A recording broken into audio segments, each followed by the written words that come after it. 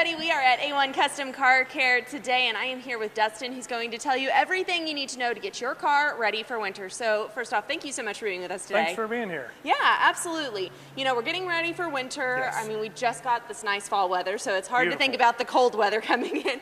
But there's a lot of prep that we need to do to get our cars ready. So tell me a little bit about that. What do we need to keep in mind? So we see the collateral damage a lot of times when the prep doesn't happen and you're coming in on a tow truck, or your defrost isn't working. I don't know if you ever see those people that are looking through the small spot in their windshield and you're like, man, I hope they don't run into me. That's the kind of stuff we want to get ahead of, to where you're not stuck, you're late for work, you're not getting the kids where you need to go, and make sure, and all that can be checked out before it gets to that time. Okay, so what kind of impacts does the winter have on like our heater? So the heater itself, we haven't used that typically in 6 to 9 months, depending on where you live. And so there's times where you turn it on and there's no heat at all.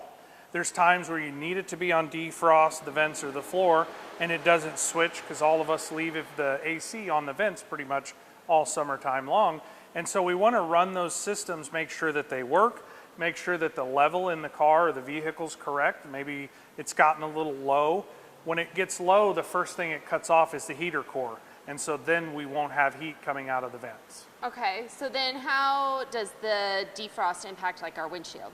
So that does a couple of different things. It blows warm, dry air on the windshield to keep it from fogging over, and it'll also defrost any of the frost that's on the windshield. So you can see as you come on down the road, and we don't have those little spots at the bottom that you're trying to drive through instead of the whole windshield.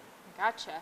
So then what are some other things we need to keep in mind when getting our cars ready for winter? So some of the collateral damage that I see a lot of times is the wipers take quite a beating through the frost and just the leaves and all the things on there. That's kind of one that you don't think about until you get a torrential rain and then you can't see. Or the function of any of the defrost portion of that goes along with that hand in hand, as well as you do not want to make sure that you have put water during the summer, because occasionally I'll see them come in when it freezes and it'll crack the engine block. And so over the years, the last 25 years I've been doing this, I've had to replace some engines when it could have just been as easily as checking the strength of the coolant. Okay, that's an excellent tip right there. big money savings, or yes, big money out of pocket if you let that go too far. Absolutely. So then do you have any other car care tips for us today? So the low-hanging fruit is tires. I don't want to be the tire guy, but you need to make sure that all the bells and whistles are working on the car, because we're driving at night typically a lot more than we have in the past. Daylight savings time, you go to work in the dark, you come back home in the dark. So you want to make sure that all that safety equipment is working to where you're safe from point A to point B. All right, perfect. Well, Dustin, thank you so much for Thank sharing you. all that with us. And if people have questions, how can they get in contact with you? You can Google us. You'll find us on Google.